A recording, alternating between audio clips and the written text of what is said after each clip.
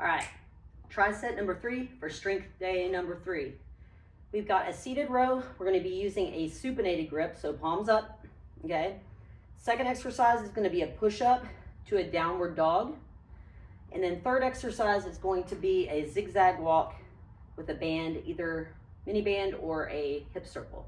So, supinated grip, seated row. So in here, I have things set up where this is our seated row station. At a conventional gym, you'll have it where your feet will go against some sort of plate and you'll be seated on a bench. So we're going to be going palms up. Okay, keeping a slight bend in the knees. Okay, about shoulder width grip if you have a straight bar like this, or slightly closer.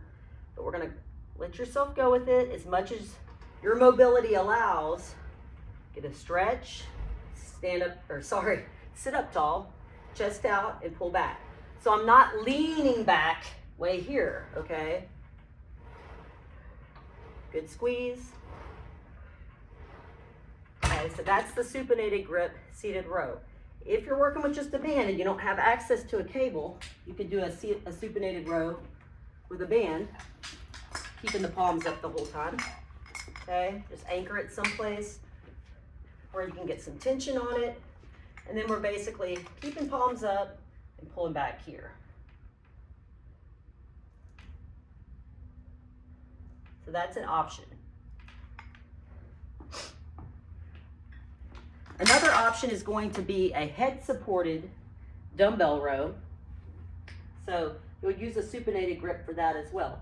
So if you pretend that I've got a box or a countertop or something that I can push my hips back, rest my forehead against this solid surface, we're going to be going with a pair of dumbbells or kettlebells pulling up this way. You could do this freestanding like I am. Okay, that's an option as well, always would be.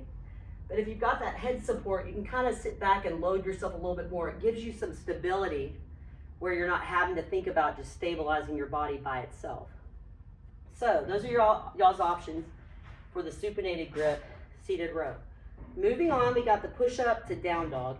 So for those of y'all that can do a push-up on the floor, awesome. Y'all can go with this variation. If you need to, you could elevate your hands on a box of, I would say, anywhere. I mean, you could use a weight bench to do that. I'll show that. But what we're going to do here is get a push-up and then shift into a down dog. Okay? We need to elevate the hands. What that's going to look like would be going here and then shifting. So this bench is about, I think, 17 inches high. So obviously there's a height where the bench is going to be too high for that movement. But another option would just be to cycle through a high plank here in the down dog itself. High plank, down dog. So on all those options, when you shift into the down dog, we're thinking pushing the hips up to the ceiling and driving the heels down into the floor. You're going to get some nice lengthening on that entire backside, getting the calves and hamstrings and glutes and low back stretched out. So, third and final exercise. For this third tricep of day number 3, we're going to use either a hip circle band or a rubber mini band at the ankles. This is going to go anywhere the knees are up. So, place that dude around. We're going to goblet load this. So, kettlebell or dumbbell or medicine ball. And we're doing a zigzag walk.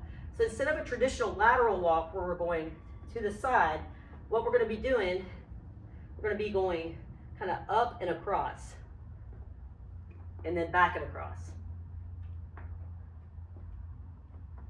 to zigzag across the floor.